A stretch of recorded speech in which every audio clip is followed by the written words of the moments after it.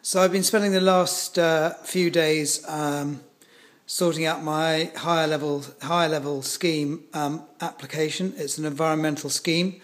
This scheme is competitive, so you have to put in something that's going to deliver what the species of farmland birds and mammals really require to thrive on the farm, and the insects and generally everything, all the ecology on the farm.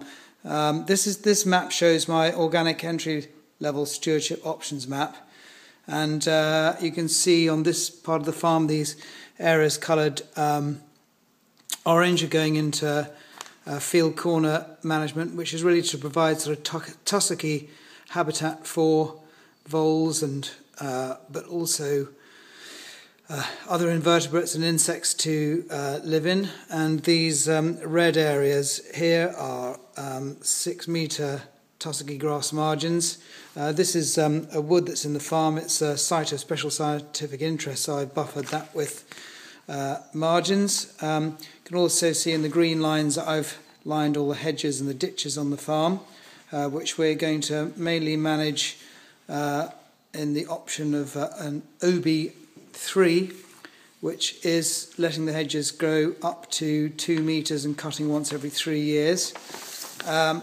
This map here is my farm environment record, and it's basically showing you what we have on the farm at the moment, and you can see the green areas of woodland, an orchard coloured in yellow over there, and also some hatch lines to showing the gradient of the farm, to show where there's possible sort of environmental runoff into ditches of some of the fields. But we don't use any artificial nitrogen, so it's not such an issue here, but we do use muck occasionally, so obviously there's an issue with that.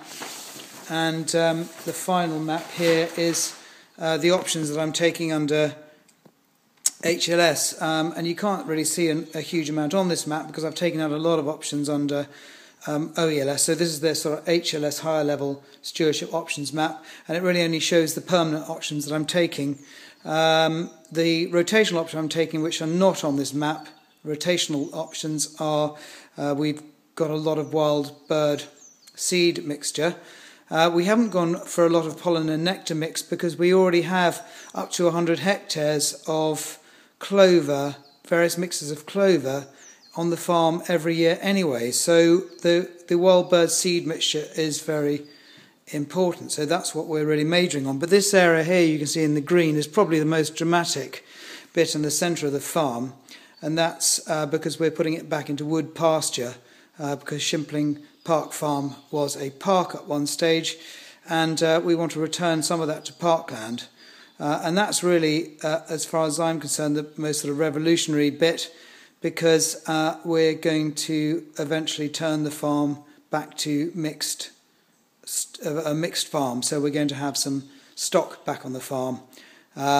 It's the one area that I feel organically I'm very weak on, because of course we have to buy in manure. So I'm going to start in a small way, and advice from anyone out there would be really gratefully received, because I am not a stockman.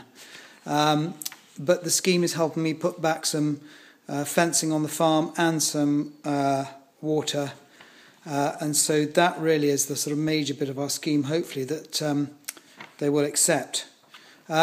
So along with all the other sort of paperwork that I've prepared here, which I've still got to just sort of finalise, it's going to be in the registered post tomorrow, and so hopefully we'll be accepted onto the scheme.